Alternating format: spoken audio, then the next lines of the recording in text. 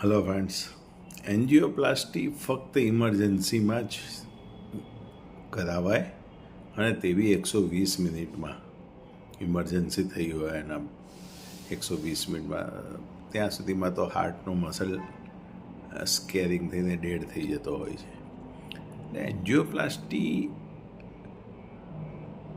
જે તમે કરાવો છો એમાં જે પ્રોથ્રોમ્બોટિક સ્ટેન્ટ નાખવામાં આવે છે તે પ્રોથ્રોમ્બોટિક સ્ટેન્ટની જે કન્સિક્વન્સીસ છે ફ્યુચરમાં, કે આખી લાઈફ બોડી જીવી જ છે ત્યાં સુધી તે રહેવાનું છે, એટલે ફરીવાર ભરાવાનું છે, અથવા દવા બંધ કરો તો ત્યાં અંદર ક્લોટ બી થઈ જાય, થ્રોમ્બસ બી થઈ જાય.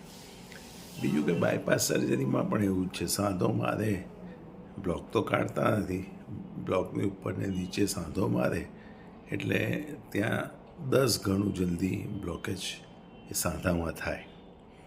હવે કહેવાનો મતલબ એ છે કે રીડુ એન્જિયોપ્લાસ્ટીને રીડુ બાયપાસ સર્જરી કરાવવી એ એક બહુ જોખમી વસ્તુ છે. એટલા માટે સર્જનો પણ ના પાડતા હોય છે કે યુ કીપ ઓન મેડિસિન.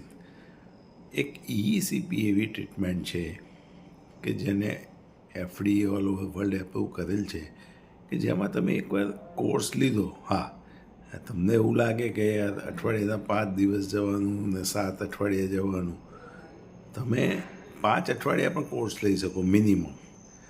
પણ તમે EECPમાં બેનિફિટ એ છે કે વાસ્ક્યુલર ગ્રોથ ફેક્ટર દ્વારા જે એન્જિયોજીનેસિસ, આર્ટેરિયોજીનેસિસ થયું, કોરોનરી પરફ્યુઝન વધ્યું, માયોકાર્ડિયલ પરફ્યુઝન વધ્યું અને આફ્ટરલોડ ઓછો થયો એટલે હાર્ટનું પમ્પિંગ વધ્યું, તે ઇફેક્ટ સપોઝ 5 વર્ષ 7 વર્ષ ડિપેન્ડ્સ ઓન યોર લાઈફસ્ટાઈલ રહે, તો તમે તમારા શરીરને ચીરફાડ નથી કરી, તમે અંદર કોઈ વસ્તુ પ્રોથ્રોમ્બોટિક મૂકી નથી, એટલે તમે ફરીથી EECPનો કોર્સ, શોર્ટ કોર્સ લઈ શકો છો 20 સિટિંગનો.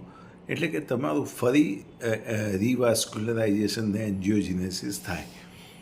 નોર્મલી જે પહેલાંનો 70ના દાયકાનો ટ્રેન્ડ હતો કે ભાઈ લોકો ચેન્નઈ ને બેંગ્લોર ને બધે જતા અને બાયપાસ કરાવતા, એ વખતે બીજી કોઈ પદ્ધતિ, ઇનોવેટિવ સાયન્સ હતું નહીં.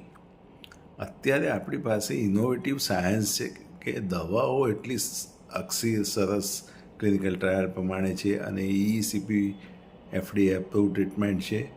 એટલે સર્જરી અને સ્ટેન્ટમાં જતાં પહેલાં વિચારવું એ જરૂરી છે.